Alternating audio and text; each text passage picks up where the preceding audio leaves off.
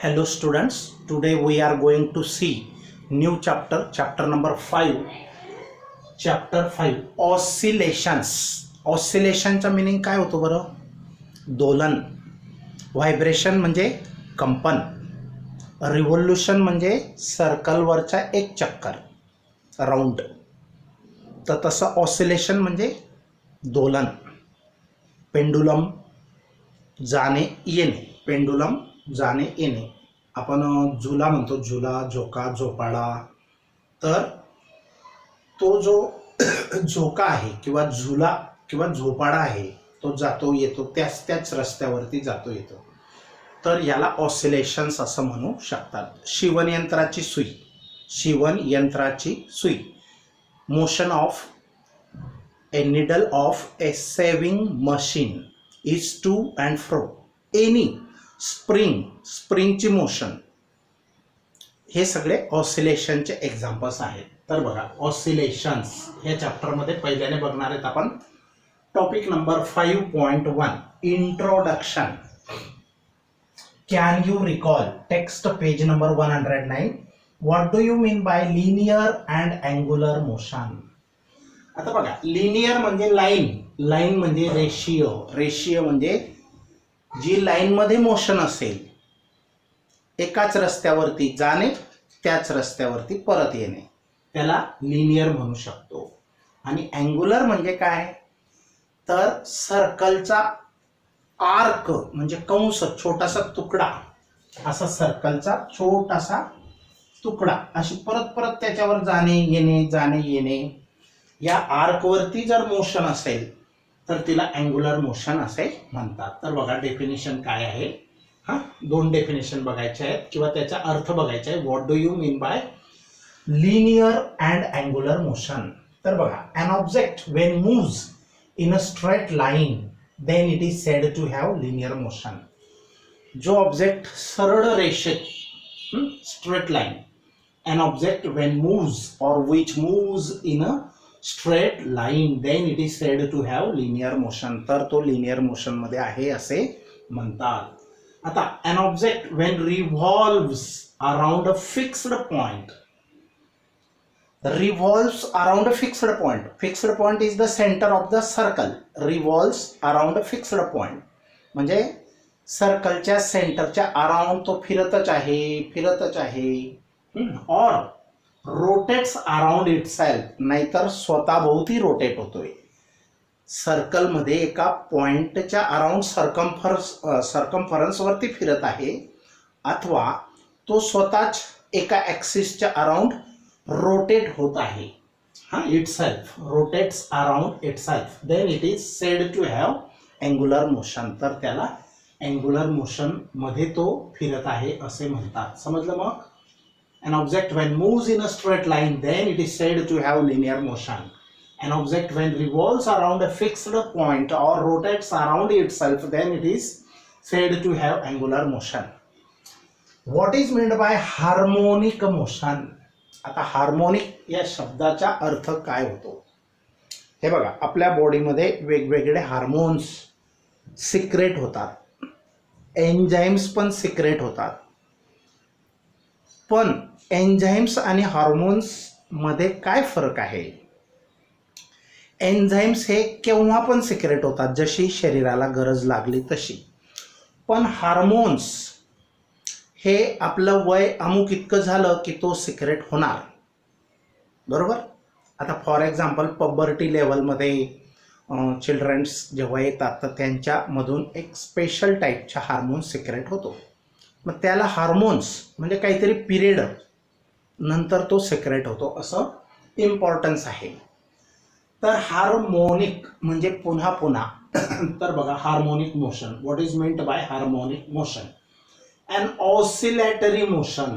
Oscillatory म्हणजे झोक्यासारखी अशी, किंवा एकाच रस्त्यावरती जाणे येणे, त्याला ऑसिलेटरी मोशन म्हणतात. And oscillatory motion obeying harmonic function, अशी मोशन की जी हार्मोनिक फंक्शन्स ओबे करते, फॉलो करते. Harmonic functions is called harmonic motion. तर तिला हार्मोनिक मोशन असे म्हणतात. म्हणजे जे एक्झाम्पल्स मी तुम्हाला अगोदर दिले, शिवणयंत्राची सुई, झोपाळा, झोका, पेंडुलम, ओके, किंवा घड्याळाच्या काट्याचे फिरणे, earth rotates around the sun, moon rotates around the earth, हे सर्व हार्मोनिक मोशनचे एक्झाम्पल्स आहेत.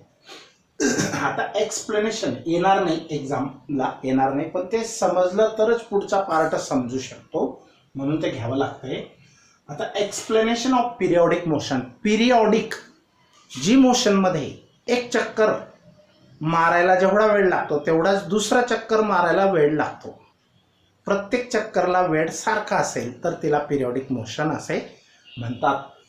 तर बघा, any motion which repeats itself, जी मोशन परत परत रिपीट होते, जाणे येणे, टू फ्रो, ओके. तर any motion which repeats itself after a definite interval of time, काहीतरी कालावधी असतो, तर definite interval of time is called periodic motion. ही डेफिनेशन आहे पिरियडिक मोशनची. Any motion which repeats itself after a definite interval of time is called as periodic motion. म्हणजे definite म्हणजे fixed time interval नंतर ती पुन्हा आणि पुन्हा त्याच रस्त्यावरती, पाथवरती ती रिपीट होणार असेल तर अशा मोशनला पिरियडिक मोशन असे म्हणतात. A body performing periodic motion goes on repeating the same set of movements. A body performing periodic motion, G body periodic motion perform करत आहे म्हणजे त्या मोशन मध्ये ती आहे. A body performing periodic motion goes on repeating. तर तिची motion ही repeat होत आहे. The same set of movements. Set म्हणजे संच, सेट ऑफ मुवमेंट्स म्हणजे हालचालींचा संच, सेट. 9th मध्ये मॅथ्समध्ये सेट शिकलेत ना तुम्ही. तर सेम सेट ऑफ मुवमेंट्स, जाणे येणे, प्रत्येक वेळेला सेम सेट ऑफ मुवमेंट्स. जी body, a body which is performing periodic motion goes on repeating the same set of movements. नंतर एक चक्कर जाणे, जिथून निघाली तिथून दुसऱ्या टोकाला जाणे, दुसऱ्या टोकाकडून आधी जिथं होती तिथं परत येणे, जाणे येणे, हा जो टाइम आहे एक चक्कर पूर्ण करायला लागणारा वेळेला पिरियड असं म्हणतात. तर बघा, the time taken for one such a set of movements is called it's a period or periodic time. त्या मोशनचा पिरियड किंवा पिरियडिक टाइम म्हणजे काय?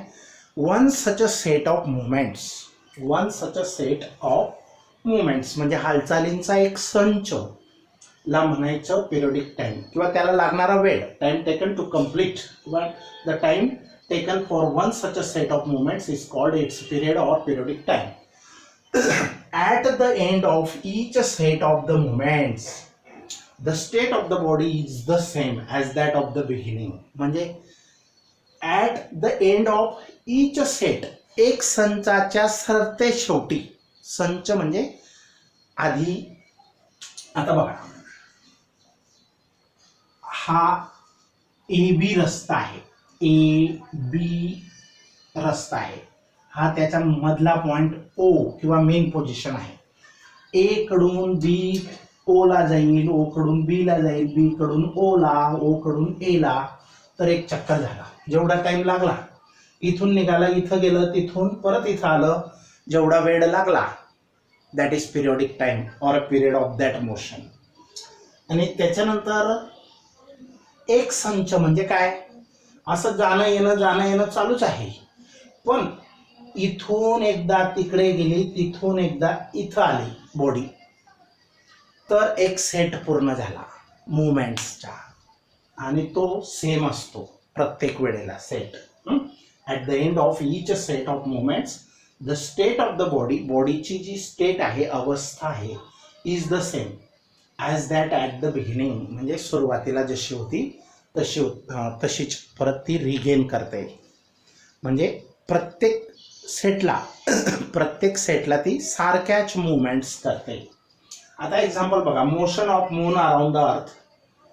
मूनची मोशन अर्थच्या अराउंड जे फिरणे आहे, चंद्राचे पृथ्वीच्या भोवती फिरणे, हे पिरियडिक मोशन आहे. Motion of electrons around the nucleus, इलेक्ट्रॉन्सचे न्यूक्लियसच्या अराउंड ॲटममध्ये फिरणे ते सुद्धा पिरियॉडिक आहे. बरोबर. आता पिरियॉडिक मोशन, पिरियॉडिक फेनॉमेना. आता बघा, सनसेट सनराईज रोज होतात म्हणून त्या पिरियॉडिक फेनॉमेना आहेत. पण अर्थक्वेक रोज होतो का, केव्हा होईल हे निश्चित आहे का, नाही. आणि म्हणून earthquake is not a periodic phenomena. Okay. तर जे नेहमी सारख्या वेळेनंतर सारखे घडत असतं त्याला पिरियॉडिक मोशन असं म्हणतात. हे दोन एक्झाम्पल्स आहेत, A and B. Motion of moon around earth, motion of electrons around the nucleus. आता UCM of an object is a periodic motion. तुम्ही UCM शिकलेले आहेत, युनिफॉर्म सर्क्युलर मोशन. ही सुद्धा एक प्रकारची पिरियॉडिक मोशनच आहे. आता can you recall, text page 109. आता हे आठवण करा. Can you give some practical examples of oscillations in our daily life. आपल्या डेली लाईफमध्ये प्रॅक्टिकली कोणते एक्झाम्पल्स हे ऑसिलेशन्स असतात, दोलने असतात. तर बघा, स्विंगिंग ऑफ ए स्विंग म्हणजे झोका, झोक्याचे झुलणे.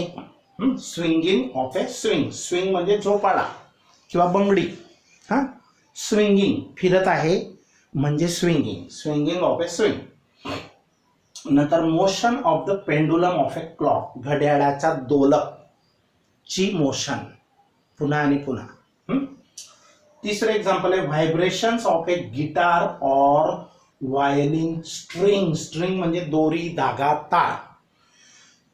तर गिटार किंवा व्हायोलिनचे जे दोर असतात, विणा असते की नाही, विणा, गिटार, तर त्यांना तार ताणून बांधलेले असतात नाही, ती तार छेडली जाते, वेगवेगळे आवाज निघतात. तर तिचं व्हायब्रेशन जे आहेत, तारेचे कंपन जे आहेत, तर ते ऑसिलेशन्स असतात. व्हायब्रेशन्स म्हणजे कंपन ऑफ ए गिटार ऑर व्हायोलिनची स्ट्रिंग. स्ट्रिंग म्हणजे दोरी, धागा, तार, बारीक. त्याच्यानंतर up and down motion of the needle of a sewing machine. Sewing machine म्हणजे शिवण यंत्राच्या सुईचं, हां, सुईची जी मोशन आहे, शिवण यंत्राच्या सुईची जी मोशन आहे, up and down, up and down. आता प्रत्येक वेळेला जेव्हा कपडे शिलाई केले जातात त्याच्यावरची शिलाईचा जो टाका म्हणतो आपण त्याला, ते सारखेच टाके येतात. प्रत्येक टाका हा सारख्या मापाचा असतो. एखादा मोठा, एखादा छोटा, मीडियम, असं काही चेंज होतो का, तर नाही. प्रत्येक टाका हा सारखा असतो. म्हणून त्याची मोशन, शिवणयंत्राच्या सुईची मोशन ही ऑसिलेटरी मोशन आहे. नंतर oscillations of A spring. Spring माहिती आहे ना, स्प्रिंगचे ऑसिलेशन्स हे सुद्धा ऑसिलेटरी मोशनमध्ये असतात. तर पुढचा क्वेश्चन बघा, can you recall, text page number 109. All musical instruments make use of oscillation. सर्व म्युझिकल इन्स्ट्रुमेंट्स, संगीत तयार करणारी जी वाद्य आहेत, इन्स्ट्रुमेंट्स आहेत, तर मेक यूज ऑफ ऑसिलेशन. सर्व वाद्य, संगीत तयार करणारी, आवाज निर्माण करणारी सगळी वाद्ये ही ऑसिलेशन्सवर आधारित आहेत. कॅन यू आयडेंटिफाय वेअर, ओळखू शकणार कुठं, तर बघा, all the musical instruments which have strings. ज्या म्युझिकल इन्स्ट्रुमेंट्समध्ये तार असते, स्ट्रिंग म्हणजे तार, दोरा, धागा. तर फॉर एक्झाम्पल, कोणत्या कोणत्या म्युझिकल इन्स्ट्रुमेंट्समध्ये तार असते, तार छेडली की आवाज येतो, विणा, गिटार वगैरे. तर guitar, violin etcetera perform oscillatory motion. हे ऑसिलेटरी मोशन परफॉर्म करत असतात. कोण, तारवाले, स्ट्रिंगवाले. स्ट्रिंग्ड इन्स्ट्रुमेंट्स यांना म्हणतात. स्ट्रिंग्ड इन्स्ट्रुमेंट्स म्हणजे तारवाले वाद्य, तंतुवाद्य, त्याला मराठीत तंतुवाद्य असे म्हणतात. आणि अजून दुसऱ्या प्रकारची वाद्य असतात ज्याला पडदा असतो. ढोलक असतो की नाही, ढोलकला पडदा असतो, असा प्लास्टिकचा म्हणा किंवा चामडी असा पडदा असतो. तर त्यांना परक्युशन इन्स्ट्रुमेंट्स असं म्हणतात. जे तबला, ढोलक, ड्रम माहिती की नाही. Also the percussion instruments like drum, tabla etcetera in which a stretched membrane vibrates producing sound is an oscillatory motion.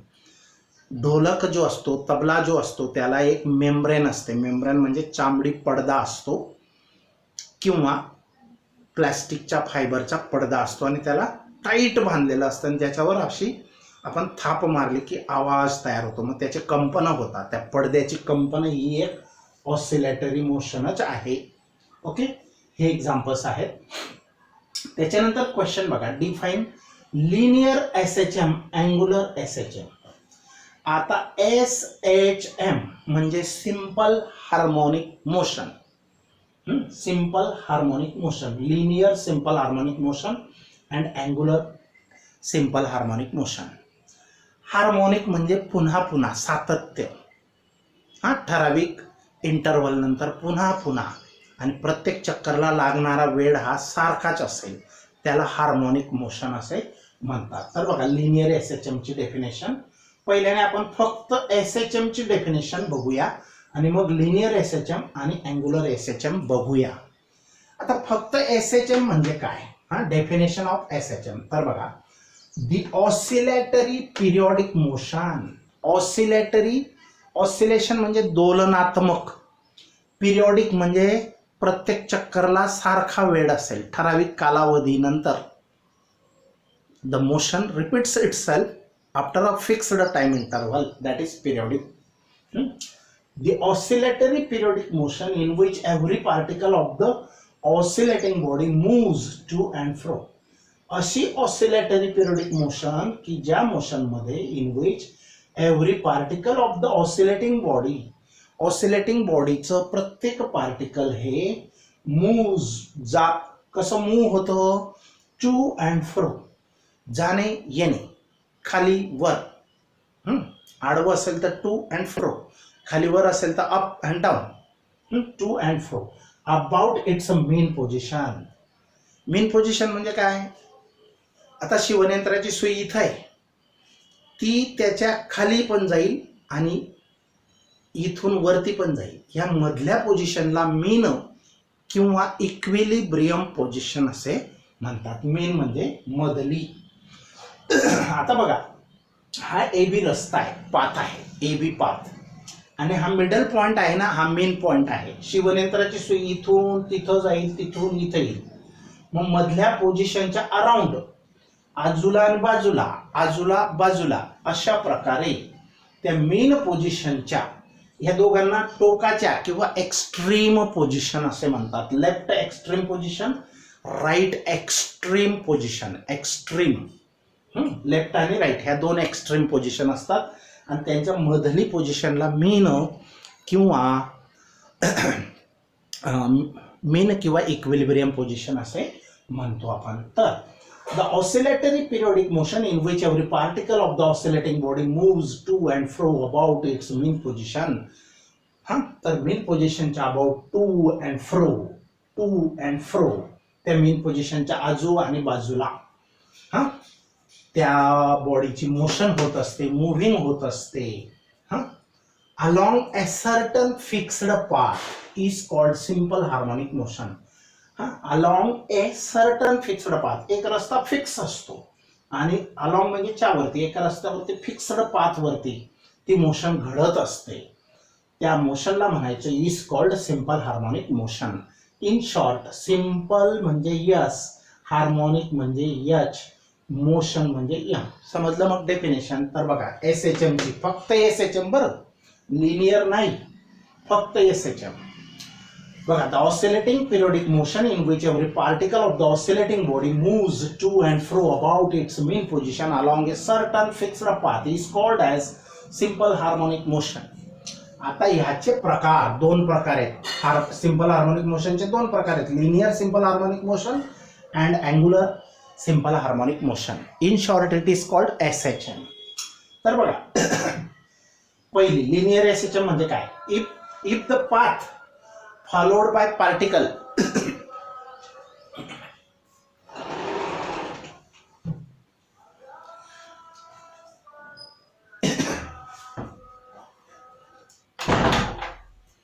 if the path if the path followed by particles in SHM is a straight line. जर body SHM मध्ये आहे पण तिचा रस्ता हा जर straight line असेल, सरळ रेषा म्हणजे शिवणयंत्राची सुई.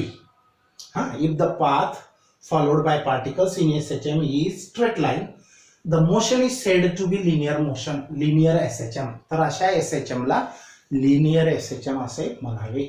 समजलं? मग जी बॉडी SHM मध्ये आहे पण तिचा रस्ता कसा आहे, पाथ जाण्याच्या येण्याचा हा स्ट्रेट लाईन आहे. If the path followed by particles in SHM is straight line, then the motion is said to be in linear motion. Such a motion is called linear SHM. आता पुढची angular बघा. If the path followed by particles in SHM is an arc of a circle. Arc of a circle म्हणजे pendulum बघा, अर्धवर्तुळात फिरतो तो. हे सर्कलचा arc, सर्कलचा जो arc आहे, कंस आहे, सर्कम्फरन्सचा थोडासा हिस्सा आहे, पार्ट आहे. झोका पण, झोपाळा, झुला माहिती आहे ना, स्विंग, पेंडुलम. तर जाणे येणे हे स्ट्रेट लाईन नाहीये, थोडं कर्व आहे, curve.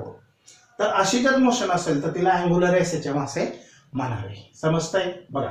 If the path followed by particles in SHM, particles की जे SHM मध्ये आहेत पण त्यांनी कोणता रस्ता फॉलो केलेला आहे, अनुकरण केलेलं आहे, is an arc of a circle, it is said to be in angular SHM. तर अशा मोशनला अँगुलर SHM असे म्हणायचे. आता पुढचा पॉइंट आहे period of periodic motion. Periodic मोशनचा पिरियड म्हणजे काय? एक संच पूर्ण व्हायला म्हणजे एक चक्कर पूर्ण व्हायला, सेट ऑफ मुवमेंट्स साठी जो टाइम लागतो त्याला पिरियड असं म्हणतात. स्मॉलेस्ट इंटरवल, कमीत कमी वेळ असा. तर बघा, the smallest interval of time after which the to and fro motion is repeated.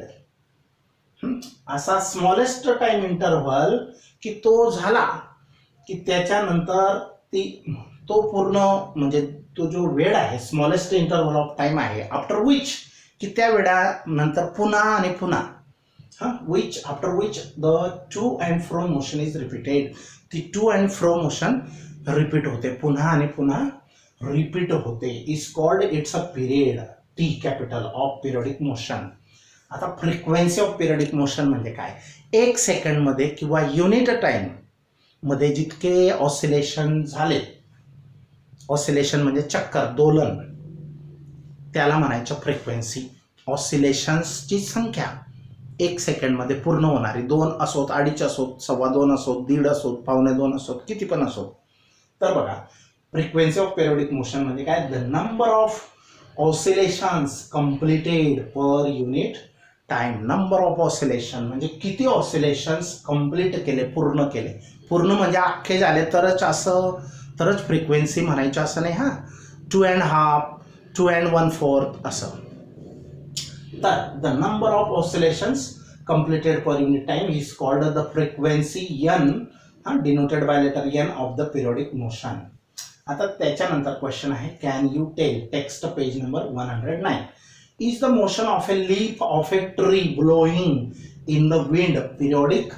आता बघा, हवा चालू असताना एखाद्या ट्रीचं, झाडाचं पान फडफड फडफड करत असतं, तर ती पिरियोडिक मोशन असेल का? नाही, नो. का? तर त्याच्या प्रत्येक वेळेला फडफड करणे म्हणजे जाणे येणे हे सारखंच असेल असं नाही. कधी कमी हवा आली तर थोडंसंच हलेल, जास्त हवा आली तर जोरजोरात हलेल. ओके.